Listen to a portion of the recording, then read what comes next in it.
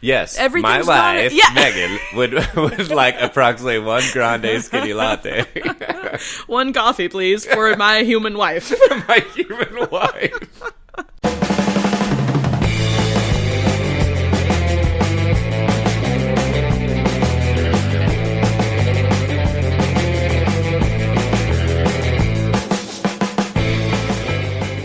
Hello, everybody, and welcome back to the Tether Radio Podcast, the only podcast keeping you from spiraling out into the infinite abyss. I'm your host, Daniel, and I'm joined, as always, by Miss Sally. What is up? Dude, another day in paradise, per the usual. Man, I like lost my hoodie for a couple days, but it was just under some other, like, you know, you got the clothes that aren't dirty, but, like, you wore them. Oh, yeah. It was under some of that. They're, like, good for a couple weeks. Yeah, like, everybody's got the chair. Like, Yeah. Mine's kind of in, like, my like, master bathroom, but, like, just kind of draped around the jacuzzi tub that I don't use. Mm-hmm. So I guess I have the tub. But I, like, so I got my hoodie out, and I'm wearing it today, and I'm like, why don't I wear my hoodie all the time? God, dude, hoodies are the best. I know. I'm telling you. Like, I hung up the hoodies for the, like, whatever... like pull the nice like the quarter zips and yeah, you know, but I swear, dude, I think I need to find another good hoodie, dude. There's just nothing. I wore it to work a few weeks ago, and I wore it on like a Friday, and I'm like, okay, I'll just wear this and I'll take it off once I get settled. And all day I was like, but I'm so cozy. Dude, I know. I don't think I could wear like a hoodie to work, or I'd just like end up in a corner, right? Like snoozing. I really like, and I know I look like some edgelord, but I really like to just wear my hood up because it keeps my head warm. Dude, I'll tell you what's really underrated. Yeah? Is scarves. Scarves like, are good. You can wear a like lighter jacket with a scarf. Yeah. And, like, completely be, like, really, really comfortable. And scarves are so easily on and offable. Yeah. You know, like, yeah. like a hoodie, like I a think pullover some people hoodie. call that removable. Sure. Listen, I am breaking new words out. What word could I not think of yesterday? Sarah and I were at Duluth Trading, and they had some really, like, pretty button-down women's shirts, and they had one that was, like, a gardening theme. It was really cute. And I was like, look how cute. It's got, like, boots on it and flowers and, like, rain cans. And she was like, rain cans? What? I was like, leave me alone.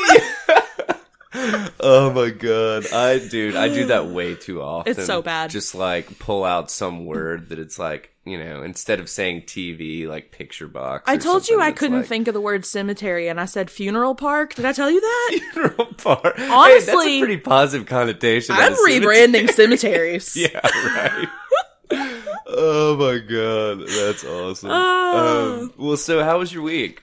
Man, it was good. It was like uneventful, but in the good way. Yeah. And then I finally caved in and replaced my phone, which is awesome. And I feel so fancy. And the home button is canceled.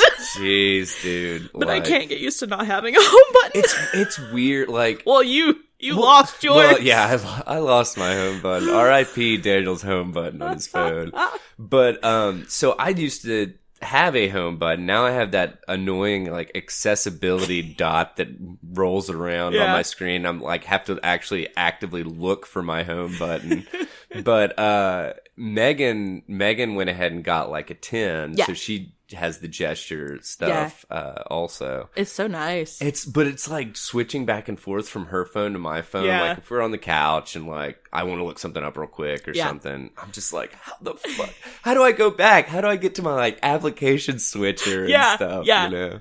Yeah, I'm still like trying to I know how it all is, but I'm not like used to it yet, so I have to make an effort to do it. Do you tap the bottom of your like screen all the time? All the damn time. Yes.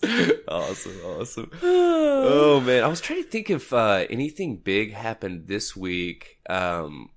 Allie, well, I was talking to Allie a little bit before the show. My mom was going through some like medical stuff that was just super gnarly. Yeah. So that was kind of what we were dealing with this week. She's on the up and up, so good. yeah, everything's good there. But I think that was pretty much it. I was like basically just fielding phone calls from like relatives that they're like, "How's your mom? How's your mom? Give me the DL." I'm like, all right. But and then let's see. I was trying to think. My uncle came in town for a little bit, so and he came over and hung for a little bit. But I think other than that, man, I think that was pretty much it. We had like a super, super low key weekend. Yeah. Just because if you can't tell, I've got the sniffles.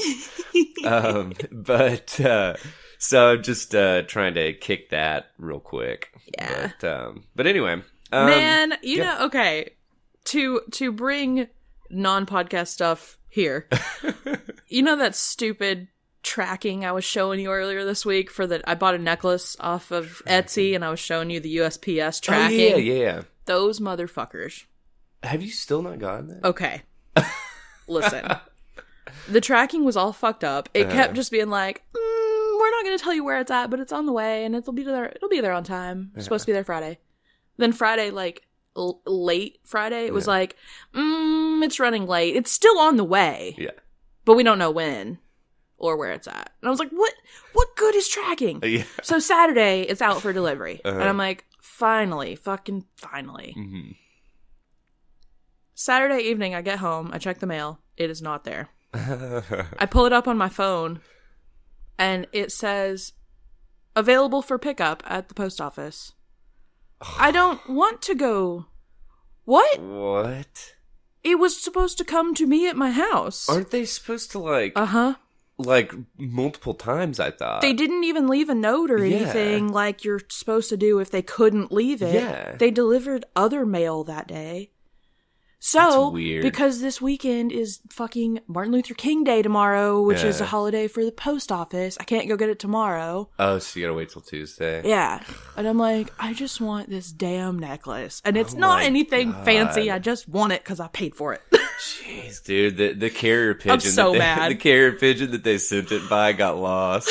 I sent a screenshot of that tracking to my friend yesterday, last night, and I was like, USPS can suck a whole bag of dicks. I'm so mad. God, dude.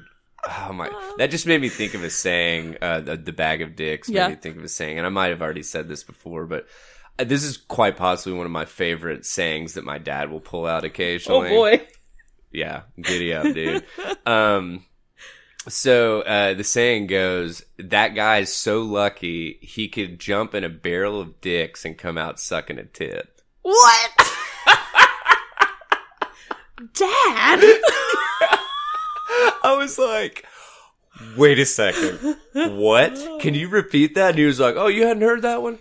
And I was like, no, absolutely not. I have not heard that Barrels of dicks do not come up in my common life conversations. Anyway, sorry, I just thought that was kind of funny, and I figured I'd toss that Your dad comes across as like a buttoned-up guy that might gasp if you dropped a jar of marinara and said, oh shit. Yeah, yeah. But he so isn't. No. My dad, I'm telling you, we're a family of progressive rednecks. Of ne'er-do-wells.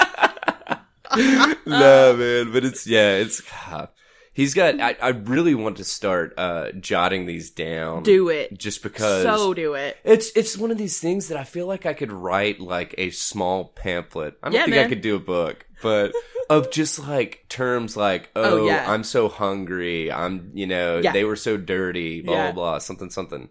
But yeah, he is just chock full of those. And apparently his dad just used to pull them out left and right. Yeah. So yeah, you should absolutely start writing those down, dude. Oh yeah. All right. Well, rock and roll. Let's get into this stuff. Yeah. How do we start this one out? Man, I got one that I did not put on the list because just seeing the title would have ruined it for you. Oh my god, yes. You're welcome. Going in blind. I started listening to this podcast called The Illusionist this week with an A, like Illusionist. Illusionist, gotcha. It's about words and grammar and language, and it's so good. And it's the host is British, so like you love her accent. Yeah. They recently did their 100th episode, and it was almost like a montage of everything that they've done, but like really quick. Yeah. they have a transcription of it all with clickable links all through it. Like, if any episode is mentioned, it links you to the episode and, like, links to wiki articles and stuff. It's even if you don't listen, that transcript is killer. Yeah. So that's episode 100. But from episode 100, I listened to way back in episode 4, that's all about the C word. And that's where I heard of a common road name in England called Grope Cunt Lane. What? See why I didn't put this on the list? Because you'd have been like, pardon? Pardon me. The first record of a street called Grope Cunt was around 1230, and the last recorded use of it as a street name was in 1561, as the name started changing because it was considered vulgar. It turns out roads were named for what happened on them, and this is where the sex workers in a lot of towns gathered. So the name checks out. Oh my god. That's kind of incredible. Also, can we start referring to the pervy guys we know as grope cunts?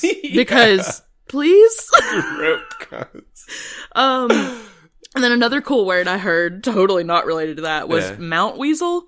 And I know I'd heard it before, but I forget about it. And it's like a paper town that I talked about the other day, where they put like a fake town on a map to catch plagiarism. So a Mount Weasel is a fictitious entry in a reference work, like a dictionary or a map or whatever, either as just a fun hoax or as a copyright trap.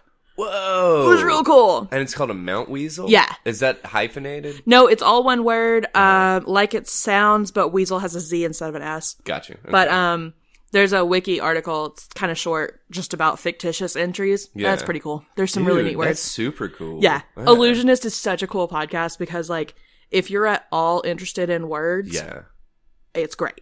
Dude, and they're pretty short, too. Like, I think they're like 20-ish minutes. Even that episode 100 that had so much stuff was, I don't know, 25 minutes or something. Yeah. It was information overload. Dude, God, so good. That's awesome. Yeah. The etymology's like, dude, I love it. Really, really I cool. love it.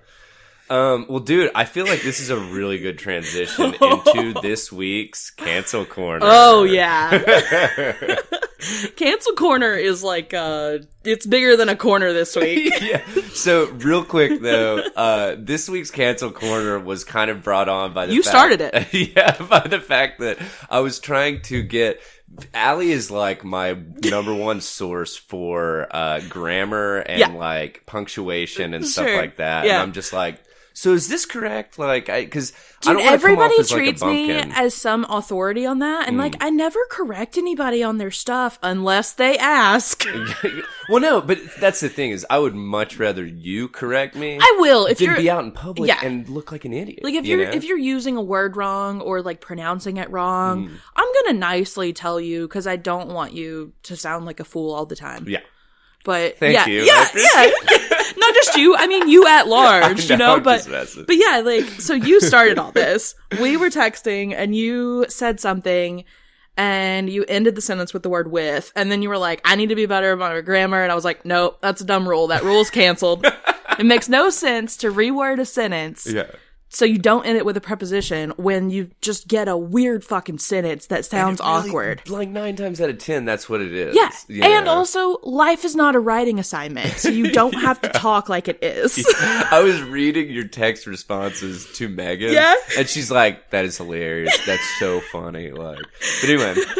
Well, I started like making a little list and I was like, I have a lot of feelings about a lot of grammar rules that we should cancel. Yeah. So splitting infinitives is stupid. So you not splitting infinitives is stupid. Okay, so can you give an explanation of or an example, I guess. So an infinitive is like a verb with the to before it. So like to go or to write or whatever. Gotcha. So and you can throw a lot of adverbs in there to give it more emphasis or also, you can just put a good fucking in a lot of phrases and it sounds better. So, I was trying to leave the party is a little bit different than I was trying to fucking leave the party. Totally different I actually feeling. saw something, real quick side note. I saw something that, and obviously take this with a grain of salt because I can't tell you where I saw it or who wrote it or whatever. Right. But there was something about people that curse more supposedly are more intelligent. There's an Illusions episode about that. Really? Yeah. I wonder if that actually holds up. It's called Take a Swear Pill or something like that, and it was a really cool one. Crazy. It was really neat. Sorry, go ahead. Yeah. And also, there are split verbs, which are not, how did I fuck this up? No, I fucked this up in my notes. Anyway. Yeah.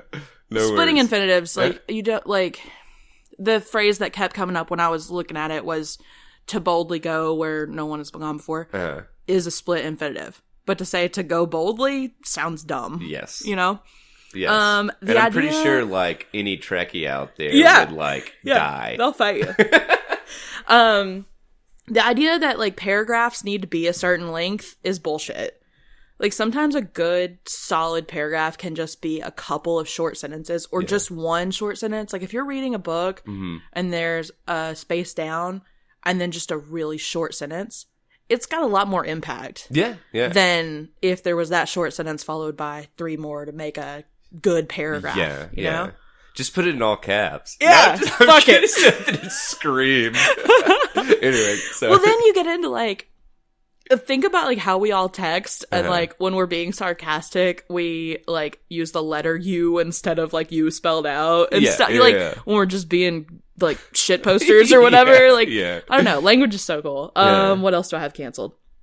The idea of incomplete sentences, again, sometimes they work, and sometimes you make your point, even with, like, just a blurb, you know? Well, and so kind of speaking to that, in regards to how language has changed and just how communication has changed since text messaging and like SMS and like instant messaging and stuff. Because, dude, everything's abbreviated or incomplete sentences, but obviously we're still communicating, you know, effectively. And plus, like, some things just, they make sense to be an incomplete thought. Like, I texted you and I said, I'm heading over, does Megan want coffee? And you just replied with her coffee order. Yeah. You didn't say, yes, Megan would like blah, blah, blah, blah. Because, like, that part is understood.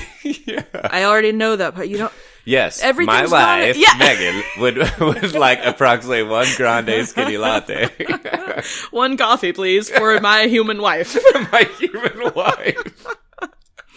But I had this journalism professor senior year of college who told all of us in a journalism class who were journalism majors who were about to graduate not to ever use semicolons. And we all collectively pitched a fit. Yeah, no we were shit. like, we like semicolons a lot. Yeah. And he was like, no one ever uses them correctly, so it's best just to not use them. And we were like, we're gonna use them. So, like, the next assignment, we all turned in stuff was pretty heavy in it. And then he was like, I am sorry. You guys are right. You do know how to use them. Please use them sparingly, though. But, like, a lot of these rules kept coming back to, like, the reason we don't split infinitives is because some dude in, like, the 1600s said, it's best not to do this. Who cares? Why did we make this a rule that we stuck to for centuries? Yeah. Like, plus, I mean, it's you know, like we literally are reiterating time and time again. Language is constantly changing. Yeah. So it's language is always changing, and writing rules should change too, or should just go away. Like, oh my god, what is the Harbrace Handbook? Oh god. I remember having to buy one of those for was it freshman English? Probably like, in like high school. I think so. I think so. Oh, and having to like fucking go through that and the Harbrace Handbook. Like literally, I just had a little bit of PTSD. Yeah. Ugh, it was terrible. And like trying to diagram a sentence, I'm like, I get why it can be good because it can show you how else you can rearrange the sentence, but also it's a disaster. Well, and what ultimately are you trying to teach? Effective writing. And it's not required to, you know, have an English major to effectively write. Plenty of people speak well and write well and don't really understand, like, the difference in a verb and an adverb. Yeah. And that's fine. Yeah. You don't have to know all your fucking parts of speech and what it all breaks down to sound good. Yeah. You know? And for sure. I don't know. I do care about actual mistakes. Like, I really hate when someone uses I when it should be me, but they think they're being proper. And I'm like, you're not. You're dumb. Yeah. But like people that put 2 spaces after a period, we are not on typewriters. That needs to go away. So I actually got corrected on that by Megan. Yeah. Because I was like, are you supposed to do 2? You know, and I think this was actually within... They kept changing the rules on us. Well, so I think I was writing something in pharmacy school. Yeah. Or like some kind of, Yeah. I don't know, like a monograph or something like that. And I mean, which is completely the most boring scientific writing you could possibly do. And here I am like sweating it over like spaces after a fucking period. But yeah, I didn't realize that was like, you know, because I mean, it's not like there huge announcements come out that, Hear ye. We're only doing 1 space this year after periods, so... Yeah. But, like, I care about actual mistakes and typos, and I think spelling is important, but spelling changes, too. Hey, to harken back to last episode and pet peeves, people that misuse their... Like, come on, man. Dude. Like, that is inexcusable, in my opinion. Yes. Or your... You know? Or the various 2. Like, oh my God. It's not that. They're pretty different uses. Yeah. So this is probably the cult that I'll start. It'll be something language related, and it'll be like the cult of no more grammar rules or something. Just make the name of the cult just like a grammar nightmare. Like, use your, their, and 2 all improperly. Oh my in the God. name of your cult. I can't wear a t-shirt printed like that. Oh, that's awesome. Man, I could have gone on with this language stuff for a really long time, and I cut myself off. I was like furiously typing up notes, and I was like, you need to calm down. That's amazing. Oh my God. But yeah, I think a lot of the like just writing rules and stuff are just garbage now. Like, they don't really apply. Language changes a lot. And you want to compare, you know, your Steinbeck novels or your Jane Austen or whatever. That writing is going to look different than your Stephen King or your...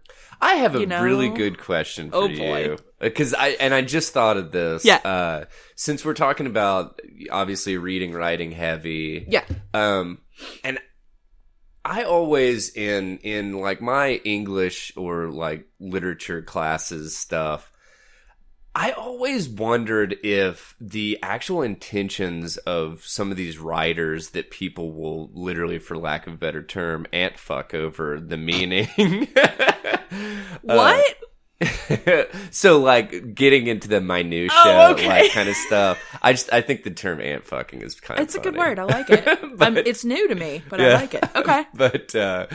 But so that it's like, oh, well, you know, in this sentence, the writer said that the rose was red. Oh. And it's like, okay, so you know what I'm talking about. Like symbolism, all that? Yes. Yeah. And it's like, do you think that, obviously some of it, I would think some of it is actually intentional. Sure. But do you think that, like, the majority of it is intentional, or the majority of it is, like, basically drawn out or extrapolated by...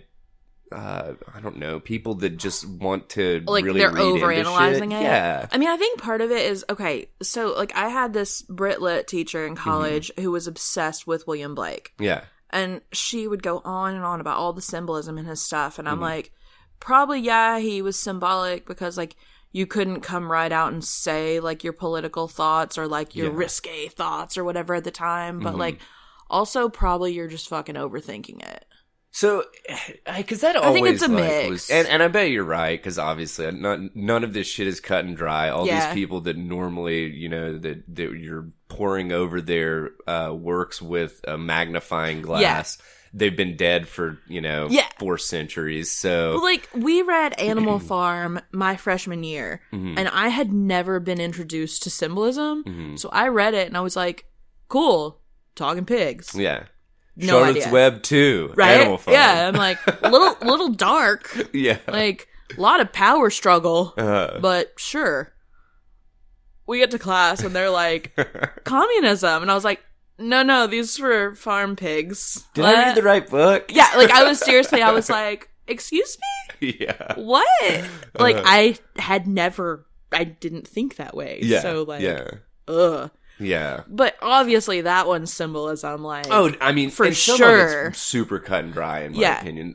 Case in point, Animal Farm. But something that like William Blake, one of the poems or whatever that we dissected, she like talked about all these different like things in the poem that were white versus things that were dark, and like how everything white was good and everything dark was bad, and like a chimney sweep was covered in soot, and so that meant evil. And I was like, it's just soot. Yeah. Like, maybe it's I think just that's soot. just, that happens with the job, right? Like, what? Like, I don't think soot is inherently evil. Yeah. Shut up. Hell, dude, if you really want to get into it, the soot, I think they're called soot sprites or something like that. Right, And those little dudes. the little guys from Yeah. oh my Spirited God. Away? Spirited Away? Yeah. How did you just pull that shit out? Because I really, really like those guys. Oh my God. Allie just like schooled me on a movie reference. That Holy I've not shit. seen. I just know a lot of people have tattoos of soot sprites, and I Really? think they're adorable. Oh, they're incredible. Their scene in that movie, it's hilarious. Oh, yeah. But anyway, But yeah, like I just think I think a lot of that is like, and I think maybe this is making too broad a sweep of it, but I don't think people are writing in as much symbolism anymore. I think people will just come out and say what they're talking about now versus like your classics. yeah, and I kind of this is gonna sound terrible, but I almost wonder if the reason that people aren't more explicit about what they mean, and in their writing or whatever, is because it would probably go over a lot of people's heads these days. Yeah. You know what I'm saying? I mean, not that like, I'm a true believer in society's not getting smarter as a whole.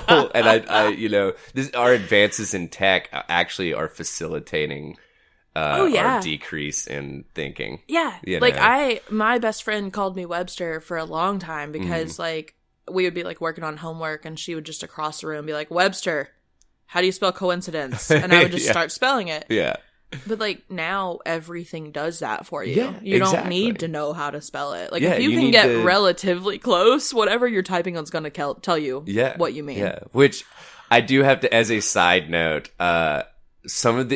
Allie falls prey to some of the most incredible autocorrect errors. I forgot to send you this one. Oh my God. My buddy in Colorado that I text with all the time, his autocorrect has lost its mind. He's on an iPhone, and I don't know what... It's to the level that I'm like, someone has hacked your autocorrect. Yeah. He typed jalapenos this week, okay? Which is Jala. He typed Jale, and the rest of it right. Uh-huh. He sent me a screenshot. It corrected to kale penis. What? Everyone misspells jalapenos in the way that he misspelled it. Yeah. What? Oh my God. And then you know how there's like the 3 suggestions? That was the middle one. Uh-huh. I can't remember what the left one was, but it was something just no relation to anything. Yeah. The right one was as if it was a name, so it was title caps. And the name was Jake Penis. Jake Penis. What? I think one of my favorite ones from Allie was we text back and forth over the course of the week, like articles and stuff. And I'm like, oh my God, check this out. She sent me an article and she was like, oh, check this out. And she meant to put shit's crazy. And it autocorrected to shit's creamy. And I was like, oh my God, we need to start pulling that out on the show, man. For saying that something is super outrageous. Oh yeah, shit's creamy. And it's like 7 a.m. and you're like, pardon? Yeah. Oh my God, absolutely incredible. Well, so since we're hard pivoting out of cancel corner, Yeah. and we were talking about how basically grammar and the English language needs a little revamp. What else needs a little revamp is our prison system. Ugh. Let's hop into this shit, because this is some of the crazier shit that I've read lately, and in my opinion, it gives me little to no faith in our judicial system and prison system. But anyway, so the article is titled, Mississippi Supreme Court upholds 12-year sentence of man convicted for having cell phone in jail. Okay, now I get it. Just reading from the title, it's like, okay, he snuck his cell phone to jail. He was probably doing something nefarious with it, blah, blah, blah. You know, I'm just saying, like, that's probably what the vast majority of people think. And they just go past the, headline. Yeah. That is not what happened at all. This guy, Willie Nash, was booked in Newton County Jail for a misdemeanor charge when he asked a jailer to charge his smartphone. What? Okay, so clearly the dude didn't think that he was doing something wrong, which my first thing is or he's got a lot of the guards in his pocket, like maybe, but this dude is like a straight nobody kind of thing. So I don't think it's that, but possibly. Sure. So what happened was, and by the way, I looked this up, a misdemeanor charge in Mississippi has a maximum penalty of a year in jail, not prison. Right.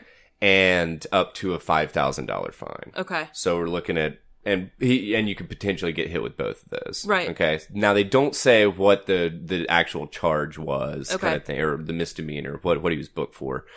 So anyway. So what happened was, dude asked the jailer to charge his cell phone. They confiscate it. And then, he is sentenced to 12 years in prison because he had this cell phone in jail. Okay. So what actually happened was when this dude was fucking booked, they did not follow the protocol for booking someone and confiscating like all their personal items and shit. Man. So that's fucked in the first place. The second thing that was absolutely... So he didn't even smuggle it in, they just didn't take it. Fucking... Yeah. And so, but the weird thing about all of this is they actually had another judge, and there has been a lot of... I think this has actually gotten a decent bit of publicity in Mississippi, and they're actually asking for the governor to step in and be like, dude, come the fuck on. Yeah. Like, what are you talking about? So this is the other crazy thing that I wanted to mention about it. So the statute Nash was convicted of violating, Mississippi Code section, whatever, all the numbers. It prohibits inmates from possessing, quote, any weapon, deadly weapon, unauthorized electronic device, contraband item, or cell phone, or any of its components or accessories, to include but not limited to SIM cards or chargers. So let me break that down just a little bit. You can either be caught with a deadly fucking weapon in prison, all the same, or a cell phone charger. Sure. And you can receive the same sentence. Yeah, that seems fair, right? I mean, right?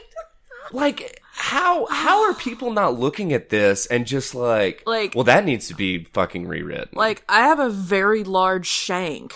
Yeah. Oh, well, I have a SIM card. Yeah. Well, you're both getting the same sentence. Yeah. What? I mean, that nowhere I'm at a fucking loss for words. That makes no sense. It makes no fucking sense. No. So they had also, contraband could totally cover like heroin. Yeah. Versus a SIM card. A SIM card. And so they take the dude's phone. He could have received anywhere between 3 to 15 years, and they settled on 12. So there's a couple things at play, in my opinion.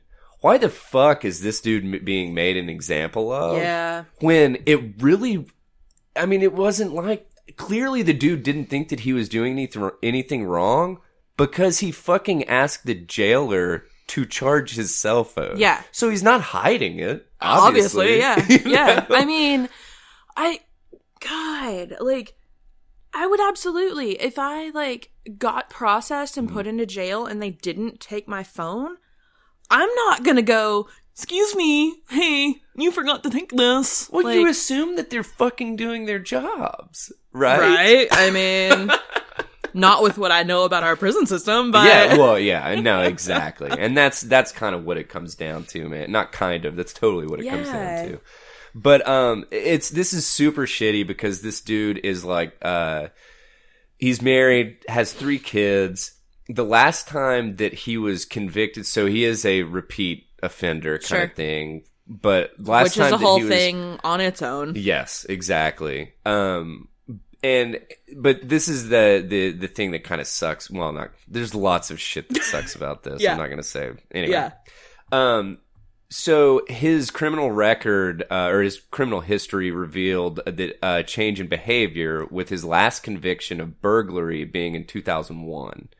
And so he was sentenced to 7 years in prison for that. So part of me is kind of like... Oh my God, 7 years for burglary and now 12 for a phone. See, and Allie's probably going to fucking hate me for saying this, but so part of me is kind of like, all right, I completely agree. This dude that was above and beyond what needed to happen with this guy. Yeah. This should have been thrown out, hands down. Should have been a slap on the wrist. Well, because they didn't fucking take his phone. Yeah. They were supposed to take his phone. Yeah. That's where I think the buck stops, personally. Yes. Now, having said that, if he has been in prison before, it seems like you would kind of know that they should take all of your stuff, you right? still know it, but again, are you at all obligated to say, excuse me, you forgot to take my thing I'm should have totally taken? playing the devil's advocate over here kind of thing. Listen, you know? This is a bad comparison probably, but I suck at going through the airport. Mm-hmm. I always forget to, like, empty my water bottle or something. Yeah. Something. Yeah.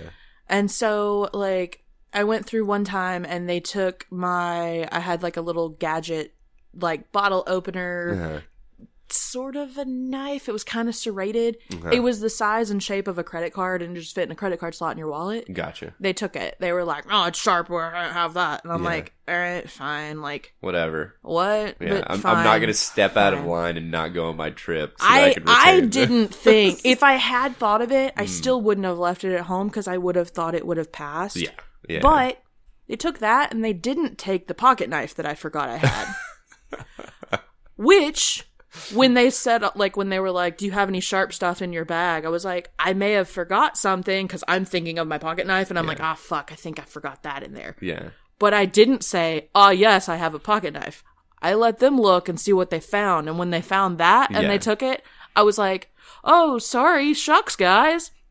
I still didn't tell them you also forgot my pocket knife, which was tiny. It was honestly made to be on a zipper pull on a jacket. That's how tiny it was. Dude, and it would have been blown the fuck out of proportion. Yeah. You would have gotten pulled out of line, like the whole shebang kind of shit. Because, dude, that's how they treat that bullshit. They've not, because I've had an actual Swiss Army knife that I forgot before, and they're like, oh, you can't have this. And I'm like, oh yeah, sorry, just toss it. It's old and it's dull anyway, and that's my bad. Like, they've not made a big deal out of it. It's just, it's still, you feel guilty.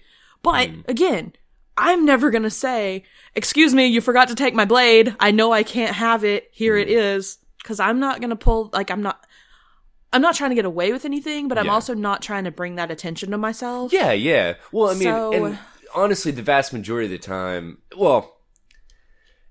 honestly, this isn't even like I'm not even arguing that point by any stretch. It's all liability in my eyes falls on the people that booked him and processed him. So they did not do their jobs. I think with it, that's how it got in. Was your boy just walked in with it to begin with, and you guys forgot to take it? Yeah, I think should have just been, whoops, our bad. We're taking it now, but no punishment. I completely agree. If he smuggled it in, and they even unlocked it, and this is something else that was kind of highlighted in the article. Got him to unlock his phone and basically like look through it and stuff. And literally the only thing the dude was doing was like text messaging his wife. Yeah. Kind of thing. Yeah. That was it. Yeah. There was nothing. He wasn't like trying to set up some fucking like escape or whatever, you know? I mean, it was just, so I mean, it's just, it was one of these things that like once you actually started reading into the article, I mean, I will be very surprised. And honestly, I'm going to go ahead and make a note to try to keep up with this. And follow up, because I really do hope that the governor steps in and is just like, this is fucking stupid, it is. You know? And, but also it sounds like his lawyer is kind of inept because, they were talking about how the, Mississippi Code, section that I read, the excerpt from. Yeah. His lawyer argued that there's 3 tiers of offenses, with possession of weapon being the most serious and possession of cell phone being the least serious. Right. It's not tiered at all. It's literally just listed. Yeah. So that was, in my opinion, kind of a shitty defense. But I mean, shit, he shouldn't have to be defending himself in the fucking first place. So. Yeah. But anyway, you brought up something that is a solid transition. Yep. The TSA. Oh, man. So, there's an idiot born every minute. And I think... I would say more than that. Yeah. Well, where I was going with that is that I think the vast majority are employed by the TSA. No, I'm just kidding. I'm kidding. No hate for any TSA people out there. So, I know you guys are just doing your jobs and stuff. So... but this is definitely going above and beyond your job. Yeah. So, pulled this one from CNN. TSA apologizes after agent says "giddy up" while pulling on a Native American woman's braids. I saw this. I mean, like, not a whole lot to say about this other than, like, somebody just needs to, like, backhand this TSA employee. I feel like if a 4-year-old did it, you'd be like, I'm so sorry he's been watching old cartoons. Thank you. Very sorry about that. Yeah. You're grown. You're way grown. You way know better. You're at work in a very public position. Yes. What the entire fuck are you doing? Well, so this is the other thing, which I didn't like about this, is the fact that they really harp on the fact that she's Native American. And I mean, like, it doesn't make it any more appropriate if it's a black person or a white person or an Asian person. I think it's just, I want to think maybe the implication that they're putting there is she's already a minority. Natives have had some shit here in the States. So, like, she's already not had the best of circumstances, most likely. Yeah. Yes. So probably that was what they're trying to say. And so they get into that the lady was quoted as saying, let me get her name, Tara Huska, or Hauska, I guess. My hair is part of my spirit. Your fun hurt. Yeah. So, I don't know. Well, I mean, I think it's completely inappropriate. The picture that I saw, the woman had, you know, the very thick, long braids. Yes. A braid on each side, like a pigtail type, but like long. And it was the very, like, the traditional, like, Pocahontas look that you think of, you know? But, so yeah, it was very, like, I mean, anyone can wear their hair like that, and no one's gonna be like, you're appropriating culture, I don't think. But, well, somebody probably would. But, have you been on Twitter? No, I'm just kidding. But hers did look very, like, you're like, oh, yes, like that is a traditional, kind of thing. Gotcha. Yeah. I mean, even Native American upside, this TSA person is what the fuck are you idiot. doing? Like, I was just like, it was one of these things that I read the headline, and I'm just like, I step back from my computer and facepalm, you know, and I'm just like, what the fuck, guys? What are you thinking? Honestly, you summed it up really well. You work for the TSA. Anything that's out of line is going to get a fuck ton of publicity. Yeah. Come on, man. Yeah. Like, what the fuck? Like, we've all said shitty things in private that we would like to not have on the news. Yes. But when your job is a TSA agent, you gotta watch where you're saying and doing your stuff. I can't even imagine. I can't imagine that thought going through my head. Like, you know, like I can't imagine. Like, I just feel like that's a violation of personal space. Oh, kind yeah. of thing. You know, and just taking a step back from the fact that it's, you know, like, I don't like to be touched by strangers. Yeah. Very much. Like, it's almost a phobia. Yeah. So I respect that about other strangers. Yeah. And I like to think that people should treat that as the default of like, don't touch me if there's no reason for you to touch me. Well, you should never assume that anybody wants to be touched. No. Period. Especially right? not like you shouldered each other in a line somewhere versus you picked up my hair and said, giddy up. What? I mean, it's incredible. Ugh. So supposedly the Miss Hauska, corroborated that the lady said, the TSA agent said, well, it was just in fun. I'm sorry. Your hair is lovely.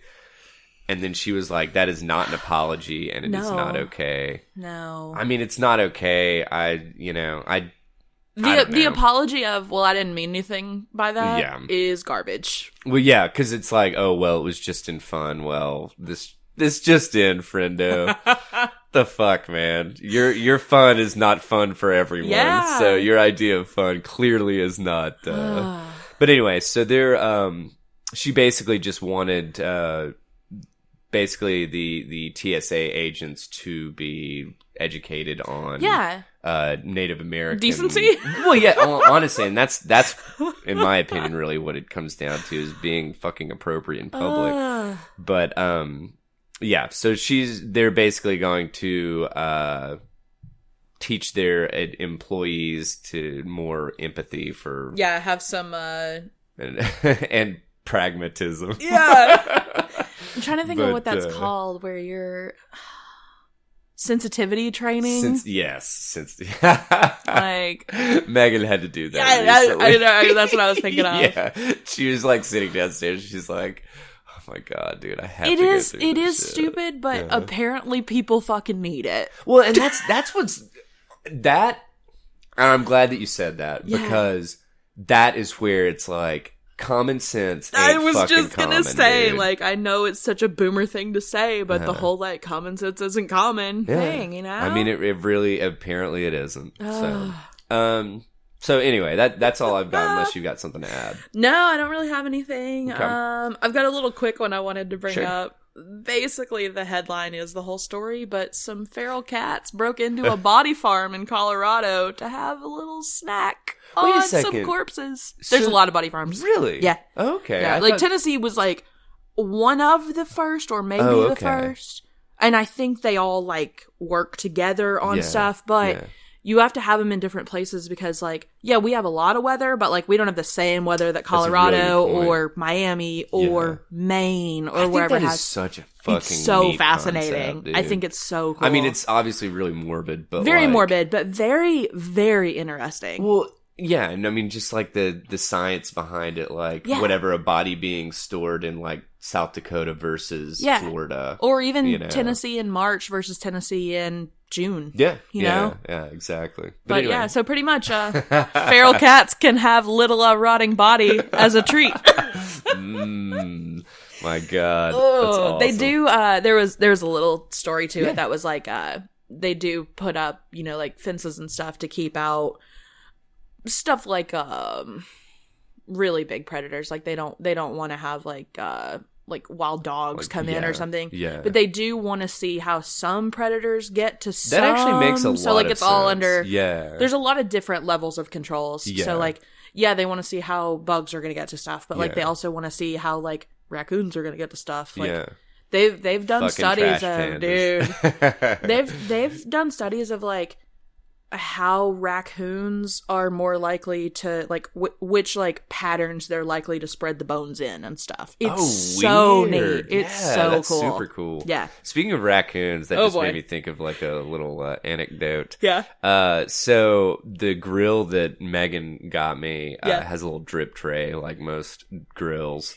and I hadn't emptied it in like 6 months. Yeah. I don't know. Oh, so boy. I mean, it had like a substantial amount of grease, Some like juice. chilling. Yeah, grease and juice chilling down there.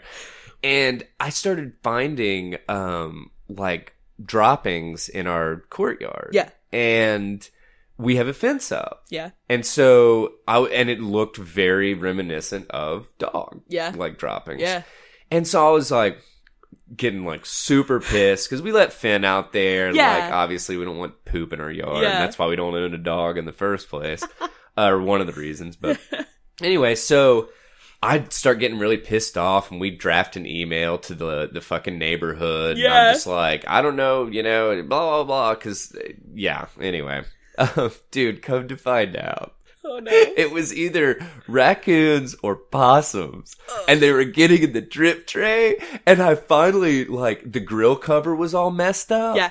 And I was like, or it looked like somebody had tried to pull the grill cover off. Yeah. And I was like, what the fuck? Now somebody's messing with my grill. Dude, I pull it off, and there's little claw marks in the grease or whatever. And I was like, oh man, some hungry boys out there just like dining on my grease. It was awesome. That's though. awesome. And it was nice to have some resolutions. Yeah. It wasn't But- just some neighborhood dog. Yeah, exactly. But oh my god, dude, those little shits will get into anything. Like, oh my god. But anyway, so we'll do you have anything else about the No, feral that cats? was pretty short. Cool. So let's get into the a man requesting trial by combat with Japanese swords. I'm about this. So, a Kansas man has asked an Iowa court to grant his motion for trial by combat so he can meet his ex-wife and her attorney, quote, on the field of battle where he will rend their souls from their corporal bodies. Listen, as someone who reluctantly went to a pay-per-view fight last night, I say go for it and sell tickets. Right? Oh my god, I just love Dave Ostrom of Paola, Kansas. I have questions. Okay. I'm like, is the ex-wife okay with it? Probably not. Of course And I not. feel like you can't be like, court, I demand my ex-wife also fight me in a duel to the death. Yeah, they're like, so why do you want to do this? And he claimed that she Honestly, because I'm better with a sword, but yeah, no, dude, it gets better. I'm so pumped. So he accused his wife and her lawyer, or his ex-wife and her lawyer, of destroying him legally. Oh. And so he's asked the district court in Shelby County to give him 12 weeks, quote, lead time in order to source or forge a katana or a wakizashi sword in order to use in battle. Source or forge. You don't just have... Listen, Hobby Lobby sells a lot of different kits. They probably sell a sword forging kit, right? Like, just what like about- an easy bake oven, but for a sword? Yeah, right. For all your samurai needs, Sure, dude. sure. And so he said, he was quoted as saying, to this day, trial by combat has never been explicitly banned or restricted as a right in these United States. For fuck's sake! But hey, this is one of these scenarios. Common sense ain't common, y'all. Just because it's not banned doesn't mean it's going to be fucking upheld in court. I was just like, this is absolutely I would love for insane. there to be some little tidbit in there to be like, the last court-sanctioned sword duel was in 1692. Like, I would love for them to have something like that. Are you ready for this? No! Oh! He said, no, quote from Ostrom. To this day, he said that it hasn't been explicitly all that. And then he said, as recently as 1818 in British court, it was You used. motherfucker. That's not recent, bro! No. That's recent when you're talking about, like, fossils. But otherwise, that's not recent. He got the idea because he heard about some 2016 case in which the New York Supreme Court Justice Philip Minardo acknowledged that duels had not been abolished. So I don't know why that. Honestly, I should have looked up what the fuck, in what context. Gonna need some context there, right? This guy sounds like he's listened to too many episodes of The Dollop. Oh no shit! I love dude. The Dollop, but oh my god, like who was it? Andrew Jackson had so many duels. Yeah, he was like fucking dueling like everybody. I think it was like 112 or something. They were talking about that he had to be like dueling every couple months in order to get that many duels. This guy just listened to the Jackson Cheese episode of The Dollop and got some big ideas. Yeah. Oh my god, I love this though. But yeah, so they quoted the lawyer because he said corporal bodies, and it was actually corporeal bodies. So the the lawyer for the ex-wife said surely Ostrom meant corporeal bodies, which Merriam-Webster defines as having consisting of or relating to a physical material body. Your boy. Although Ostrom and potential combatant do not have souls to be rendered, they respectfully request that the court not order this done. This is one of those times that I absolutely love when like getting into like lawyer jargon, dude, and he's just like fucking just like schooling him. Yeah. I love I just think it's hilarious. But yeah. Pretty, and then to end this article, the lawyer was quoted as saying, "It should be noted that just because the U.S. and Iowa constitutions do not specifically prohibit battling another person with a deadly katana sword, it does prohibit a court sitting in equity from ordering same." Also, like, so yeah, we don't technically have this law. However, there are laws about like assault with a deadly weapon or like attempted murder. Yeah, that cover this. Well, and actually, I totally. Let's see. Oh yeah, here we go. The lawyer said, Hudson is the lawyer. He argued that because a duel could end in death, such ramifications likely outweigh those of property tax and custody issues. Oh my god. Basically like, yo dude, like somebody could die and we're just talking about like back taxes. Right? Like, come on, man. Also, the way that it was worded, is he wanting to sword fight him versus ex-wife and lawyer? Like 2-on-1? I'm glad. Dude, you are asking all the best fucking questions. So, Ostrom said he plans to request the same mediation tactic for any other disputes aside from his ex-wife. Oh. And he added that his ex-wife can choose her attorney as a, quote, champion or stand-in fighter. Oh my so god. He wants to fight the wife, in? but she can totally opt for her lawyer to be her champion. That's nice of him, honestly. It's real noble. It made me think of fucking Game of Thrones. Like, because when the dude steps in for, well, did you watch? Nope. Never mind. Yeah. Everybody Tyrion. else did though. So when somebody stepped in for Tyrion, I can't remember, to fight for him. Yeah. I think he gets his head mashed like a grape, and it's pretty awesome. Yeah, well, sorry. But yeah, so that's about all I got there. My God, just absolutely incredible, dude. Absolutely. Where are we gonna head from here? Man, let's go to Florida. Let's do it. Love to go to Florida. Let's do it.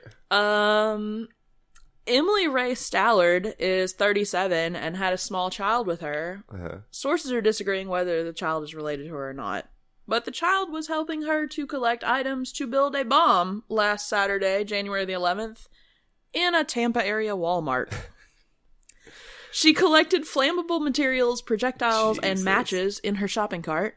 A spokesman from the department confirmed to Heavy.com that the items included a mason jar, paint, nails, and matches. Also denatured alcohol, which is like rubbing alcohol type stuff, like for cleaning, not for drinking. Yeah. She had placed all these flammable items in a mason jar and was using a shoelace as a wick when security finally approached her after about an hour of building her bullshit. Oh my god. And they approached her because she was opening up unpurchased items. Also, you seem to be building an explosive. Yeah. I noticed that you dumped the nails and the denatured alcohol into the mason jar. What were your intentions? Are you about to light this? Yeah. Her boyfriend told reporters that leading up to the bomb-making incident in Walmart, Stallard had made verbal threats about committing acts of violence in public. She said she was about to blow up the place if I didn't give her money. That's a quote. That's an actual quote. Yeah. He added that she uses meth, you could tell by her picture, and that she has struggled with having hallucinations. Wait, so is this the Walmart employee that's getting interviewed? That's the boyfriend. Her boyfriend. Yeah, gotcha. sorry. Okay. A boyfriend also added that she uses meth, blah, blah. Her landlord told the news that she had, quote, gone nuts. Oh my God. And then he went on to say... I wonder if the meth had anything to do with it. You think the meth? Maybe? And the landlord also believes she's dealing with some serious mental health issues. Is she, or is it just the meth? I don't know. Yeah. I'm not gonna lie. Maybe. Maybe? That's a you big think? maybe. What? Wow, dude. What? Jesus, meth is a hell of a drug, y'all. It is a hell of a drug. And speaking of meth, I'm gonna give the dollop a plug. Tank Chase. And I can't remember what episode it is. I want to say it's like 12 or something. It's back there, Holy shit. Yeah. It is fucking great. Check it out. Dollop with, it's Gareth Reynolds and... Dave Anthony. Yeah. Yeah, dude. It's a phenomenal podcast, so... I got a true crime thing. Let's do it.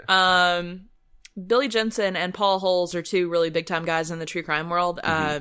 Yeah, that actually sounds... I've talked about Billy Jensen on the podcast before. Okay. He helped complete I'll Be Gone in the Dark, the book that that's she what it is. died during. Yes. And he wrote his own book, Chase Darkness, with me, and it was really good too. Really? And Paul Holes was involved in that Golden State Killer case. Gotcha. So, like, he helped to, like, get it solved. Uh-huh. The guys have a podcast now, and they've brought up a couple times to their listeners requesting that they submit their DNA to this thing called GED Match, which is a DNA database that I think it works like Ancestry and 23andMe and all those, but it also like compiles all the sources so you get better results. Okay. And it's accessible to law enforcement. Okay. These two guys are like, hey, if you submit your DNA, it could help to catch other criminals whose DNA is out there, like, as an unknown and make a match. So a listener submitted her DNA after their suggestion, and it led to an arrest in a 40-year-old cold case where a woman was raped and stabbed to death and found in a field. Wow. And that's pretty crazy, dude. The relative was like... Shit's creamy. Shit's creamy. Sorry. The relative was like somebody she'd never even like met. And she didn't have any reason to think anyone in her family was a criminal. She just did it just in case. So was it actually? It was an actual. They've arrested him. I mean, he's not gone through his trial, but like it's him. Yeah. Well, but I mean, like a relative of like, hers, like a third cousin or something level. Okay. I think they said. Yeah. And I wasn't sure if it was like, oh yeah, my brother. No, it was pretty distant. Like it was someone gotcha. she didn't know. Yeah. And this probably totally makes me sound like a cop, but like I love this. Yeah. Like, I've said on here before, I have every intention of submitting my DNA to this stuff. Mm-hmm. I don't give a damn about my ancestry. I know we've got some sketchy people in our distant family, and who knows what they might have done. Yeah. No, if I was guaranteed that was the only use, that it was... I know, that's the privacy thing is... And obviously, if you couldn't hear, I was donning my tinfoil hat when I was making that statement. Man, no, I definitely get the reservations to that, and that's why I've not done it yet. Yeah. And I don't know. But I completely agree with fucking getting murderers and rapists off the fucking streets. I mean, for me, I think that outweighs the concern. Yeah. And I mean, to each their own, but like, I think the greater good in my eyes is solving cold cases. For sure. And I mean, dude, that has been a huge, like... It happens all the time. Well, and just, I feel like almost... I mean, basically with the advent of 23andMe and Ancestry.com, that, you know, I feel like every week there's a cold case. Man, if you're on the right subreddits, like it's pretty much daily, which is awesome. Yeah. Pretty gnarly. Yeah. Pretty crazy, dude. Pretty neat.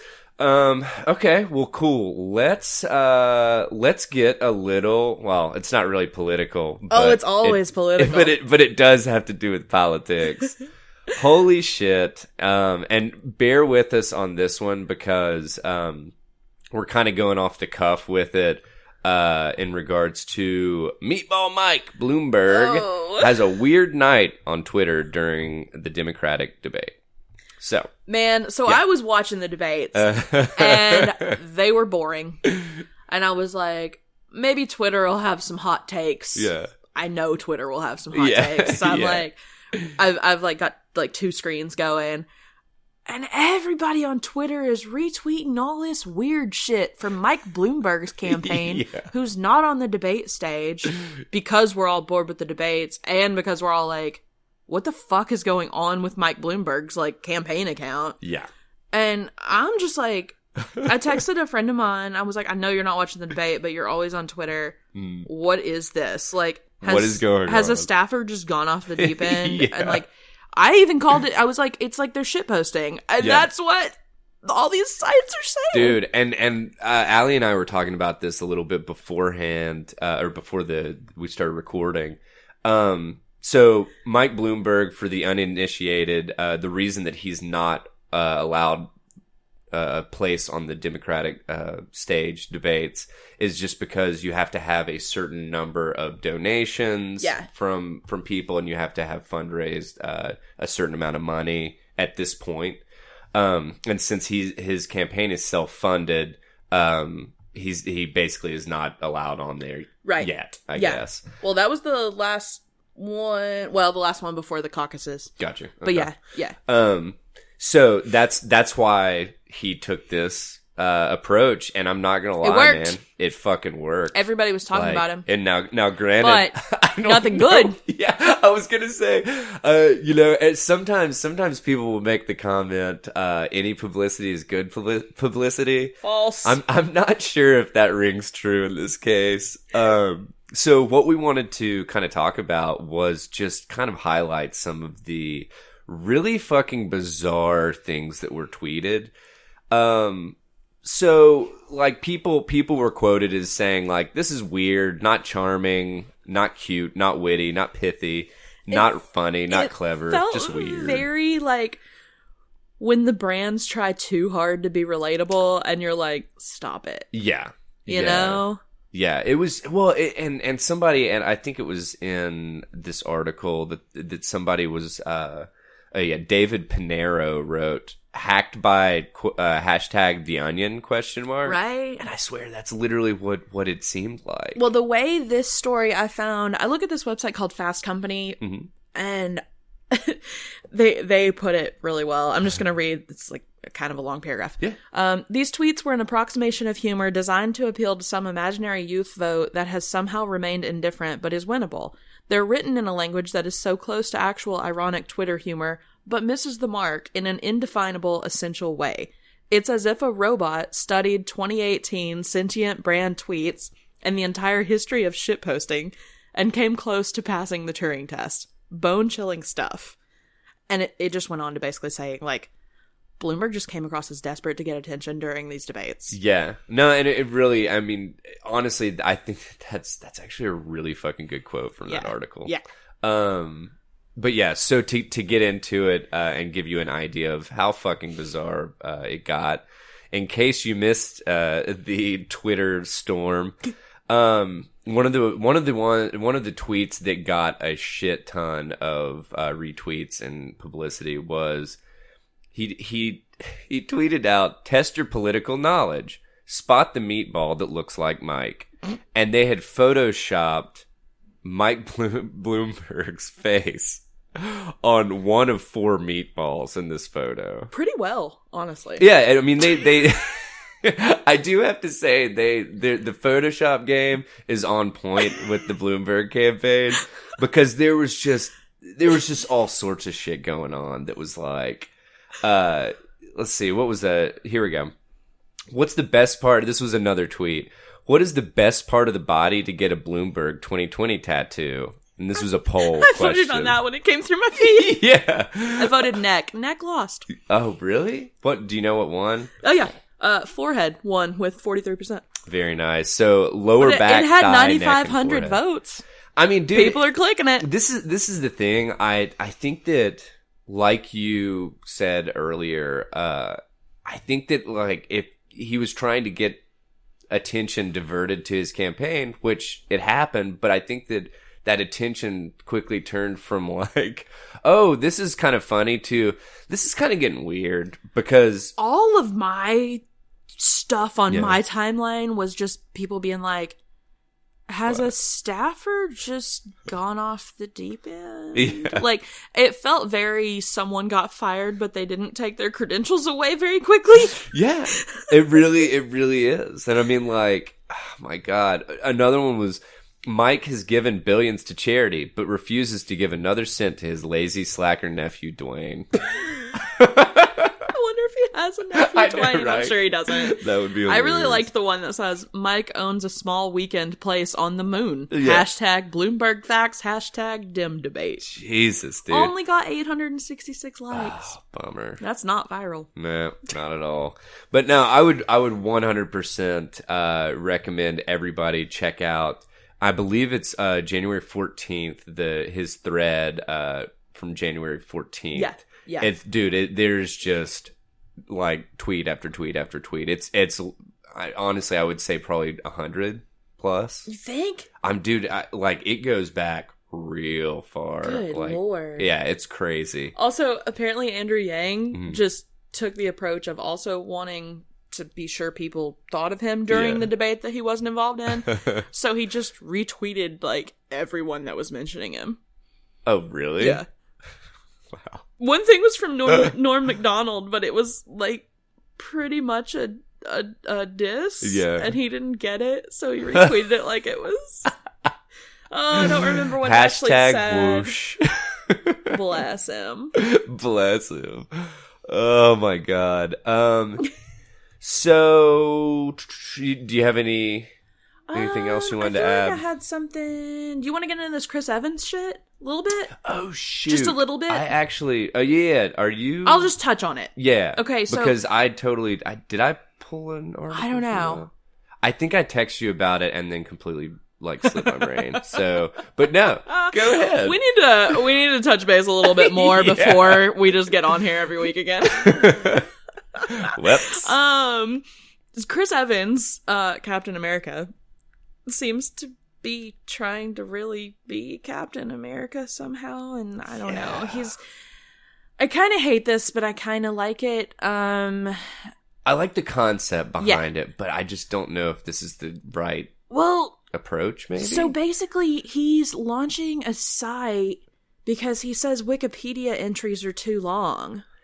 Yeah. Like, if you look up, like, what is a tariff, for one of the examples he gave, he's like, no one wants to read this long of a wiki article. There's usually a summary at the top, boo, but okay. Yeah. And but normally the summaries aren't long. No. Hence, summary. Yeah. I think I'm leaning a little more toward dislike. It's just really bold to pretty much say, yeah, there's a need for someone to be an expert who can dumb down this stuff enough for the average person to get it. And to step up and say, I am informed enough to be that expert. Yeah. I'm like, are you Chris Evans? Yeah. I don't know. I don't know shit about him. And I don't either. And we talked a little bit. Yeah, a little bit about this. That it's just, I mean, well, actually, you know what's really funny is I actually have a couple notes about this. Yeah. But apparently I don't read my own notes. So. Well, the impression I got from it all is that he has suddenly been like, I should be interested in politics. Let me learn about him. So he's turning that into, let me teach everyone about him. And I'm like, it's coming across like he's new to it all. Yeah. And I don't feel like that's the person that needs to be teaching it. No. And his way of teaching it is to talk to politicians directly and have them explain things and then him post those videos. Yeah. And that's just going to turn into a lot of filibustering. Yes. Like a lot of like, you want to hear what abortion rights are about? Yeah. Like, that guy's going to have his agenda on abortion rights. 100%. Dude, it's silly to think that any politician isn't going to have a fucking agenda. Sure, exactly. Period. Yeah. You know? Yeah.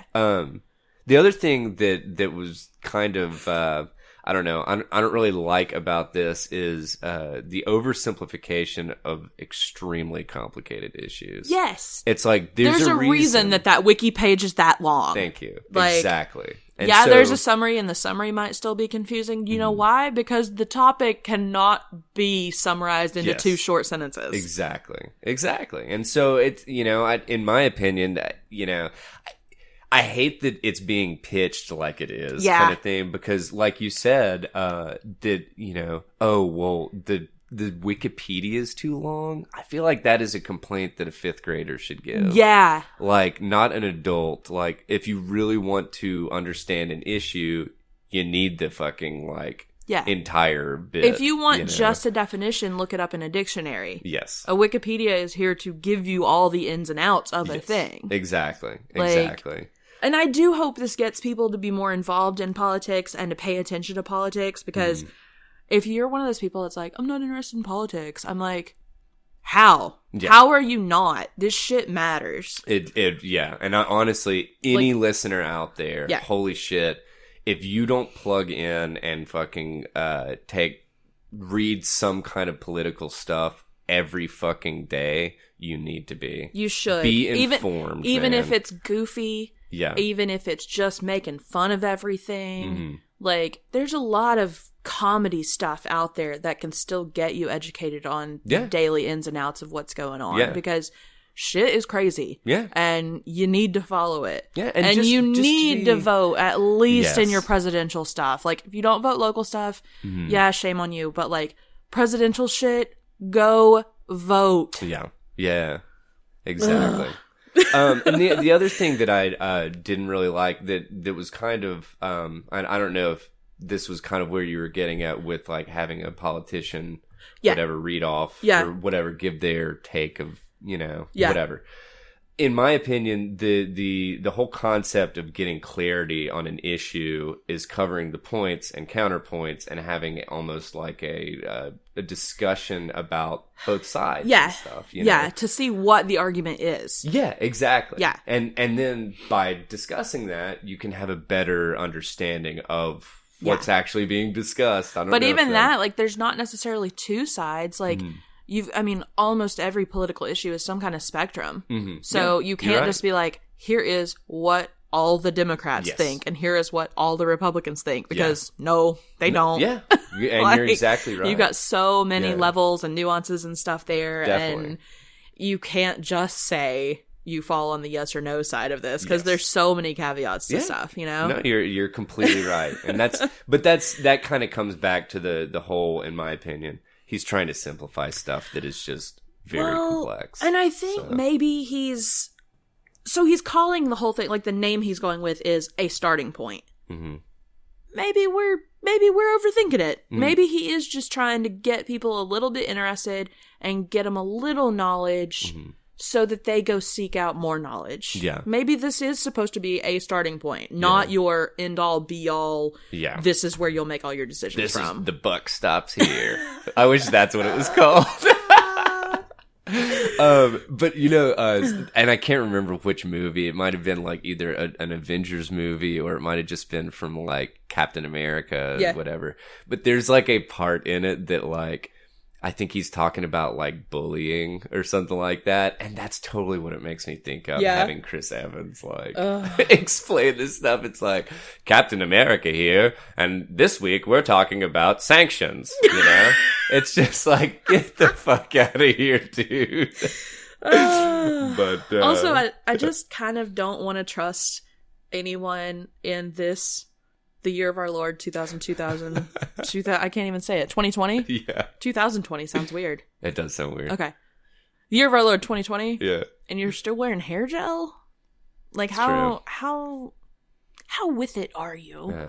You need to go ahead and get some hair chutney. No, I'm just kidding. Like, where's your matte finish pomade? Hair gel is out. Hair gel is canceled. Hair gel went out with the Backstreet Boys, dude.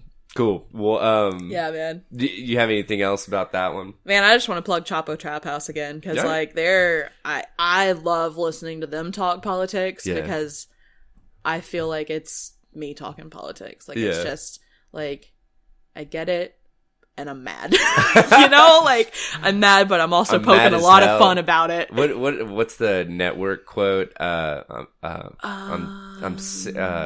What is it? I'm mad as hell and I'm not going to take it anymore. Or something like that. If you haven't seen the movie Network, it's fucking incredible. I don't even know what movie that is. Yeah, it's like, I think it's either maybe 80s, something like that. Okay. But it's actually really good. Yeah. Just about like, it's about politics and kind of shit, but it's one of these things that it's, you know, people are just the puppets and the puppet masters kind of shit. It's good stuff. It's really good. There's a quote that I love, and I can't ever remember the exact phrasing of it, but it's something like, if you're not outraged, you're not paying attention. Yeah. And I think that applies to anything remotely political. Yeah. You know? Yeah. Is that it? If you're not outraged? Yeah, I think that's the quote. I don't know where it's from, but gotcha. Yeah. Cool. Let's I'll tell you what, I'm glancing at the time. Yeah, man. You want to let's wrap with something light. Is that cool? Yeah. Can I talk about Gwyneth Paltrow again? Shit. Yeah, for sure. Because I actually regrettably have something positive to say about goddamn Gwyneth Paltrow. Actually, this will be a good this will be a good segue into the last thing. Okay, cool. Preferably. Yes. Okay. So she has a show coming out on Netflix this Friday that's coming up. So this episode will come out on Wednesday. So in 2 more days, The Goop Lab comes out on Friday. And I didn't have any interest in watching it at all. And then I was reading this article on Vox. And Vox is saying it's revolutionary because it shows a lot of female genitalia, which is just not a thing that happens. Yeah, true. And I know there's going to be a lot of criticism and probably a lot of stories are going to come out to be like, whoa, a lot of Snatch on Netflix, y'all. Like, I think there's going to be a whole thing. Yeah. Vox said the show empowers women by providing knowledge about vaginas and vulvas. There's a scene with... You're not ready for this. There's a scene... Let me sit down. There's a scene with 2 female sex educators in which one of them coaches the other through an on-screen orgasm. Oh, wow. Vox is saying that is provocative and potentially groundbreaking television. I think there's going to be a lot of hot takes on this. That's actually really like cool. This is pretty neat. Like, yeah. I'm looking forward to it. Yeah. I'm not gonna make Jesse watch it because he's gonna be like, "What the whole fuck is this?" But like, we should turn it into a drinking game. Oh god! Every time there's a snatch, drink. Oh god! Just kidding. Oh, we'd all have alcohol poisoning. This bitch loves the gash. Yeah. Oh yeah. But no, I agree. Yeah, and I think there's a lot of woo-woo stuff, and there's a lot of like, crystals can change your energy. Yeah. There's a lot of stuff like that. But like, have you seen my hoo-hoo egg? But man, I think this show's gonna be a big deal. Yeah, yeah. So I'm looking forward to it coming out, and I didn't realize that it was that. Yeah, no. I mean, it sounds really like pro-feminist and good, and not just about putting a jade egg in your bullshit and or sniffing a candle that smells like a vagina. Yeah, dude. I heard a conspiracy because I'm me. That the candle never even existed because it's been sold out on the site. Like, it never went live. I wonder if anybody... I don't think anybody bought it. I don't... Oh, you think that Goop's just going for like a publicity stunt? I don't know. Uh-oh. I hear it. I hear the tinfoil hats coming out. I think it's possible. It's possible. Dude, you know what? In this day and age, right? I wouldn't fucking put it past It's not like Goop's the best company out there. Yeah. Selling you an egg that doesn't do anything. Yeah. But anyway. But honestly, I mean, I completely... Anybody that is against education... Sure. Go fuck yourself, So I thought this was just going to be about, like, Gwyneth Paltrow and her weird, like... Yeah. I don't know, breathing therapy or whatever she's going to sell to people. But, like, it sounds like it's going to be worth watching. It kind of sounds like... Did you ever see that show Real Sex? It was on HBO, I think. I know of it. I don't think I ever watched it. And they would basically, and correct me if I'm wrong, listeners. I know that there are listeners out there that have seen it. But it came out in like the late aughts, I believe. That sounds right. And then they would basically focus on some kind of either some facet of the sex industry kind of thing. Just like whatever sure. Masturbation coach or dildo manufacturer, whatever. But it was actually really, really interesting stuff. Yeah. Like, because it's so taboo. All of it's so fucking taboo still. Oh yeah. That it's like, how are you supposed to get the information out there? Yeah. And maybe this is a viable avenue. Yeah. So we'll see. Yeah. Pretty cool though. And you know what? Good on Netflix for putting this out there. And like, I guess FCC doesn't apply to Netflix because it's not on TV. Yeah. So they can get away with it. Like, if this was on NBC or something, it could never. Dude, people would already be donning pitchforks and torches, dude. Yeah. Holy shit. Well, speaking of Netflix. Yeah. Let's end, if it's cool with you. Yep. Let's talk about the most streamed TV shows in 2019. Yeah. Which we definitely probably could have covered this on our January 1 episode. But it wasn't out yet, I don't think. No, it was not. It was not. And also, I didn't even realize this app existed. This was from BGR, the website BGR. And they said, hey, this is the 20 most watched streaming TV series of 2019. Yeah. So there's an app called TV Time. Are you familiar with it? I feel like I've heard of it. Mm-hmm. Maybe. Maybe I'm nuts. So it sounds like, and I have not checked it out, but it actually sounds kind of neat. It sounds like basically Goodreads for TV shows. Ooh, I like that. That's cool. That's cool. So you can basically track what you're watching and see your friends' recommendations and stuff. I believe so. Cool. So kind of a cool little app. I love tracking stuff. Yeah. I love gamifying stuff. I love rating reviews. Stuff. Yeah. Ratings and reviews. Yeah. Oh, man. Exactly. So we're going to go through the top 20 to wrap this episode, and we'll probably do it at a decent clip. I'm glancing at the time. Yeah, We're definitely going to be running a little long, but whatever. So starting with number 20, The Society, followed by 19, Big Mouth, which I have not seen The Society. And once we get to the top 10, we're going to slow down and actually... I've heard of The Society, and I think it's totally my kind of thing, but I've not watched it. Okay. Yeah. So Big Mouth, kind of in the same thing with the Goop stuff, that it's like, it literally is a comedy on Netflix. It's like pro-openness about sexuality and stuff. Exactly. Yeah, and it follows like a bunch of middle schoolers that are basically going through puberty and stuff. I think that would have been so incredible to have had. Oh, yeah. As a middle or high schooler. Yes. Yeah. Which a lot of people... I would probably say high school. Well, but at the same time, my parents never really put much restriction on what I could watch or read or whatever. Like, I mean, they didn't want me, like, watching porn or something, but, like, they were never like, this book is too old for you, or this show. Like, I was watching South Park whenever it came out, like, 8th grade. Yeah. Oh, yeah. They didn't care. And they just knew I wasn't, like, you can't repeat that language, and look where that got me in life. But honestly, I agree with that. Yeah. Because it's when you make shit taboo, kids are obviously... They're more attracted going to it. Seek it out. Yeah. But then if you just say, hey, have some fucking discretion. Yeah. And teach discretion. Teach your own restraint to your kids. Exactly. Yeah. But that is a whole different fucking podcast. So, number 18, Marvel's Jessica Jones. It was actually really good. Jesse really liked it a lot. Yeah, it was one of the better Marvel series on Netflix.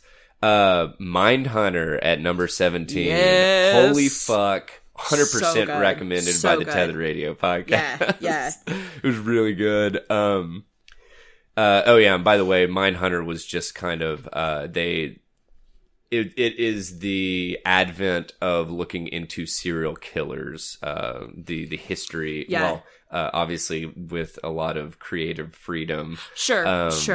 But it was a book, and the book was nonfiction. Oh, okay. Yeah. I didn't realize. The show has a lot more, like, they took more creative liberties kind of thing. Like the storyline with the son, none of that was in the book. I don't think happened ever. Yeah. So, but but it's still made for good TV. Oh yeah. And it was really good. Yeah. Highly recommended. Really interesting. Great casting. Like incredible casting. Oh yeah.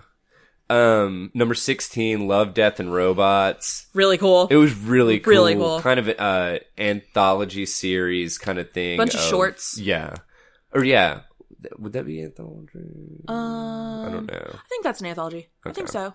Collection. Collection's Collection's a safer collection word. of shorts. We're sure it's a Thank you. collection. Yeah, perfect.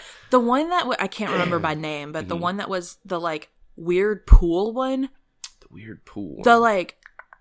The guy like became the pool. Do you remember that one? No. I think about that one all the time. I brought it up like a week ago to Jesse, and he was like, "Why are you thinking about that?" And I was like, "I think visually it was really, really great. Yeah, and like the colors and stuff were really vibrant." And the animation on all of them so was cool. like super cool. But I saw some like artwork somewhere the other day, and I was like, "That reminds me of that." And he was like, "What? Why are you thinking of that?" Yeah, it's. I don't know. It is definitely that show got under my skin. Like, yeah, well, and the cool thing about it also is, like you said, it's a collection of shorts. Yeah, none of them have to do with the other ones, and I feel like out of all of them, there's something there for everyone. Yeah. Kind of thing. Yeah. And the other kind of cool concept that they did with this show is they actually had, I believe, 2 or 3 different orders. Yes. And so you got them, because we were talking and we were like, that's not episode 3. Yeah. Exactly. And so, so we started looking into it, and depending on, I believe, your watch history, they would serve up in there a were certain like 3 order. different orders or whatever. But it was, which was a kind of fascinating concept because I'd never heard but also of that really being confusing because you'd be talking and be like, you've not seen, you'd know if you saw the pool one. Like, you know? Yeah, exactly. So number 15, Atypical. Oh, I didn't see that know one. of it by name, but I don't know much about it. 14, Marvel's The Punisher. Ugh. I didn't see it. I heard it was good. Jesse really likes it, and the guy is Shane from The Walking Dead. Correct. Yeah. I can't even remember the actor's name, but I like the actor. But The Punisher, like as a concept, there's so many like bad cops in the real world that like idolize the Punisher, and I'm like, no, that's bad. Yeah, no, I will definitely agree with you on that. It was bad. So number 13, Dark. I don't know it. Which I want to say, and I can't remember, girl. I can't remember what language it was. Maybe like German or something along those lines. I'll put my number 1 sleuther on that. Yeah. It was, we started it. German sci-fi. Okay, cool. We started it, got about 3 or 4 episodes in. It was really good. Yeah. It was just, we found out about that at the same time as about like 4 other shows. Yeah. And so we just kind of fell off, but it was a really neat concept. Yeah. Black Mirror, number 12. I've not watched it, but I know it's my kind of thing. Dude, you would fucking love Black Mirror. Have you watched it? Yes. I know about the pig, and I'm like, that's so, like, socially so fascinating. Oh, dude. It is outrageous. Yeah. It really is. And they actually ran a really early episode on social scores. Like what they're rolling out in China, kind of. Ooh.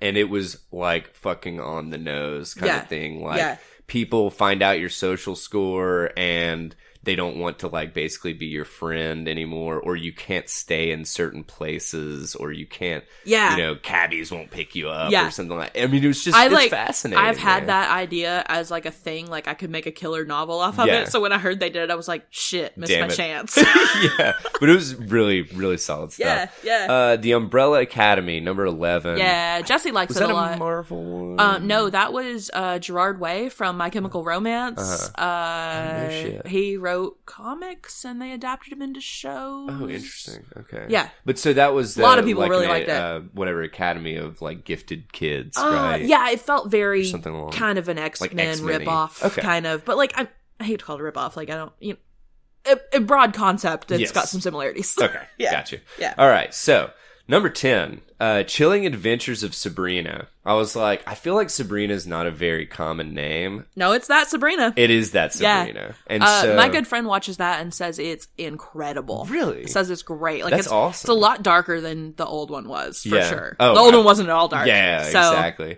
So just... Yeah, I think she's like the queen of hell at this point in it. Like, I saw some, like, snip somewhere the other day. So I pulled just literally like couple sentence synopses for the top 10. Yeah. In case we weren't familiar with them. Yeah. So this one was, as her 16th birthday nears, Sabrina must choose between the witch world of her family and the human world of her friends. And it's apparently based on the Archie comic. So, which I never realized Sabrina overlapped with Archie. Like, no, I had no idea. Right? No idea. Huh. Number 9, You. Yeah. So I actually started trying to watch this. Yeah. And it was just not for Megan. I don't know why. Stick with it. Really? It gets I gets a brought lot it more up. intense. Oh, really? It gets really intense. Like, Gotcha. people get murdered. Yeah. It gets intense. So, a little synopsis. A dangerously charming, intensely obsessive young man goes to extreme measures to insert himself into the lives of those he is transfixed by. Yeah. Ended in a It's really preposition. good. Yeah. And still sounded intelligent. No, great. You is really good. I've not watched the second season yet, but I'll probably really binge some of that this afternoon because Cool. I'm really excited about it. But rock and roll. the second season's supposed to be great. It already got renewed for a third. Mm-hmm. The first season, the guy that plays the main character is Dan from Gossip Girl. I've never seen Gossip Girl. Dude, Gossip Girl was great. but he, Ashley and I were talking last night about like, you can see like him as an actor progressively get more crazy. Oh, really? Like, Huh. it's unnerving. I might have to watch it without Megan. It's 'cause Megan, unnerving. I think I was still kind of on board with her. That I was like, Yeah. But I would probably be more down for it than Man, than it she was- would. it She's still was- getting caught up on This Is Us. So. It was so dark that I was surprised that so many people liked it. Because like it's sort of pitched as like almost a romance. Oh, really? And it's not. Yeah. It's dark. Doesn't sound like very romantic. Yeah.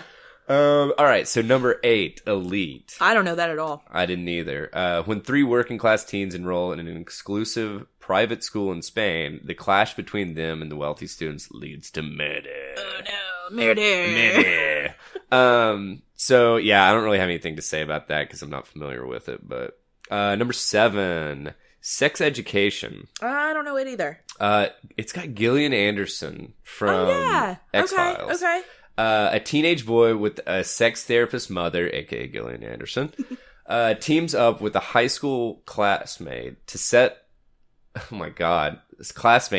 an underground sex therapy clinic at school. Oh.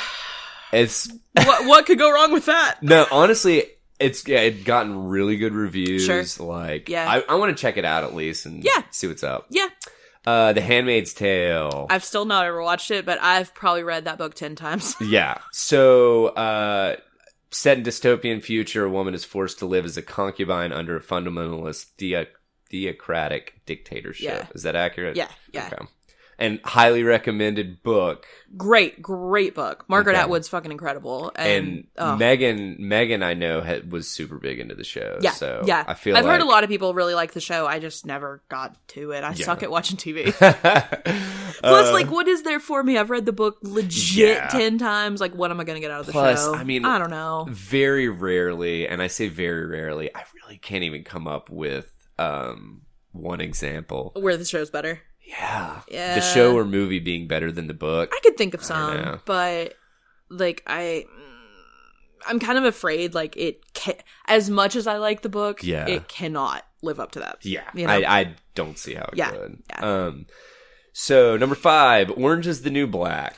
Man, I liked that show a whole lot, but I just stopped watching it. It just kind of fell off. I mean, I watched, I don't know, like, say if there's 6 seasons, I've watched 4 of them or something, but I'm just not caught up with it. I will sometime, but Gotcha. yeah. Have you watched it? No, I haven't seen any of it. It's fun. It's interesting. It's fun, but it's, Megan started watching it and she was like, I mean, it was pretty good. Yeah. Like, but it's just very, like, it's based on a book, but like the girl really did go to prison, and like the book is supposed to be pretty much nonfiction, and the show is absolutely fiction. Like, really? It has to be. Like, it's so detailed, and it's got so many backstories and stuff, and like stuff that happens in it. You're like, oh, this would have made major news if this ever happened. So gotcha. Yeah. Number 4, Money Heist. Never heard of that. Never heard of it either. A group of unique robbers assault the factory of Moneda and Timbre to carry out the most perfect robbery in the history of Spain and take home 2.4 billion euros. Jeez. So, I mean, it sounded kind of cool. Heist movies are pretty fun. Prequel to Uncut Gems, maybe? I don't know. Yeah, right. Number 3, 13 Reasons Why. Man, this was a young adult book, and I read it, and it was really good, but it was really, like, depressing. It was, so Megan and I watched the first season. Oh, yeah? Of it, okay. and I was kind of, there are some scenarios that play out in that I'm just like, God, that is just so fucking terrible, you know? Yeah, and then there's some scenarios that I'm like, hey, welcome to fucking adolescence. Sure. You know? I think and I mean, it got some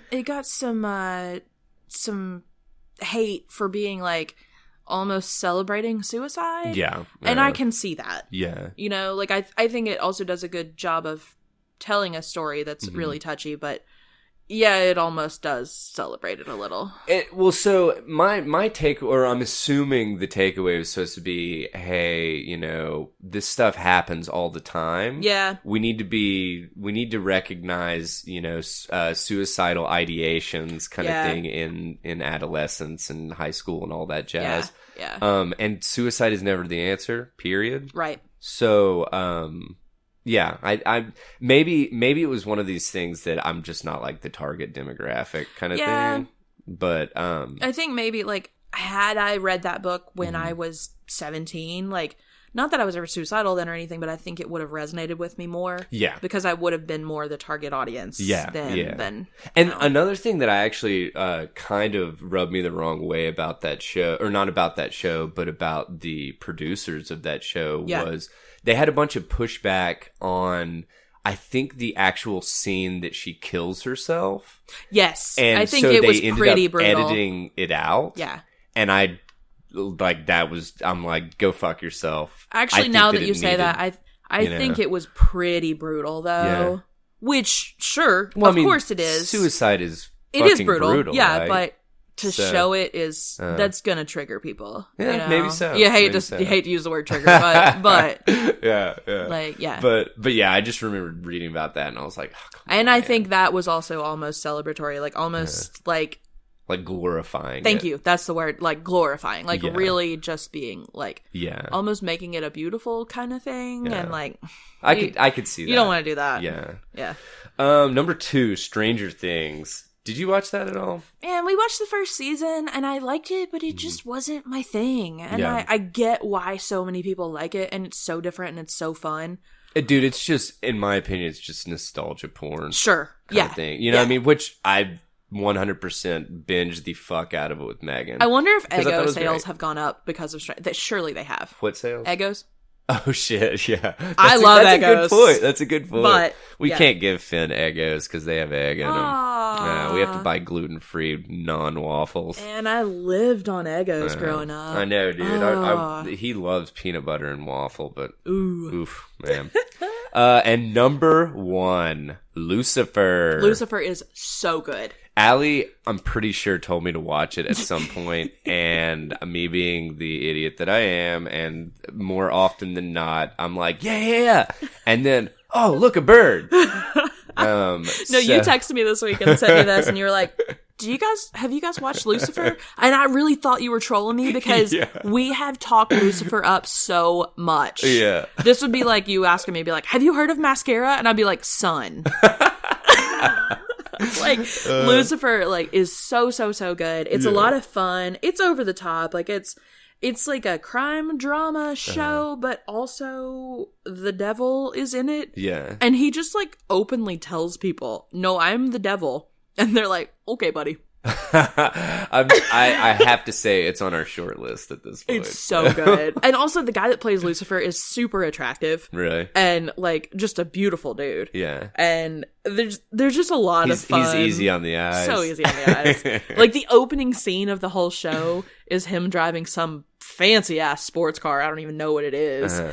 And the vanity plate says something like Devil One or something like that. Yeah. And like, one is in the number? Yeah. Okay. Oh, yeah. Something like that. Just something being like, I'm the devil or whatever. And he like, it's a beautiful car and he like pulls out like in front of a nightclub and he gets out and he's like dressed all fancy because he always is. And you're just like, I will follow this man wherever he's going. Like, it's so good. It's so good. Awesome. Well, yeah, definitely on my short list. And this will also be in the show notes, all these articles and stuff. Yeah. So get out there and check out the show notes. I'm going to check this TV time out because I need to. I've got just like lists of shows I need to watch. Yeah. And some of these are there and now they really are. But like, The Sinner. I don't know. Have you watched that? I've had a few people tell me like I need to watch it. And really? The Politician. I want to see Veep. Speaking of Veep is so good. That's really good. Veep is maybe the funniest show ever. I mean, dude, Julia Louis-Dreyfus is fucking hilarious. Jesse doesn't like her at all. Really? And gave Veep a chance and is like, I was wrong. Yeah. Like, Veep is so intelligently funny. Yeah. But also so vulgar. Yeah. And the stuff that they say, like, just, like, sniping at each other. Yeah. We have to rewind it because we're, like, laughing about how brutal they are to each other. What does that come on? Oh, HBO. HBO, because we used to have a Friends login. Oh, gotcha. Well, rock and roll. Yeah. I'm glancing over, and we are way the fuck over. But that's fine, whatever. Us? We would never. I mean, shit, yeah, I know, right? But let us know what you think. We are all about getting some feedback. And if you want to hear us cover something, dude, shoot us an email. Send it out. DM us on Twitter, whatever. Doesn't matter. Send a carrier pigeon. Do not send anything in the mail because I won't fucking get it. Yeah, we will not get that. Oh my god. So if you do want to contact us, we can be contacted at tetherradio@gmail.com. That is TETHERRADIO@gmail.com. We are on the Twitter sphere at tether_radio. Same handle on Instagram at tether_radio. On the Facebook. Tether Radio, all one word. And we also have Tether Radio After Dark as a Facebook group. Which we're getting a little activity on there, you know? Yeah. So keep on posting. I'm looking at you, Nikki. And Kaylin, since you're in there and you're listening. Do it up. Get at us. And yeah, we would like to thank you for lending your ear to us for actually substantially over an hour and a half. Yeah, this is wrapping it up and putting a nice tidy little bow on episode 84 of the Tether Radio podcast. I'm Daniel. I'm Allie. And we are thanking you for joining us. We hope you have a fantastic week, and we'll see you next week, friendos. Bye.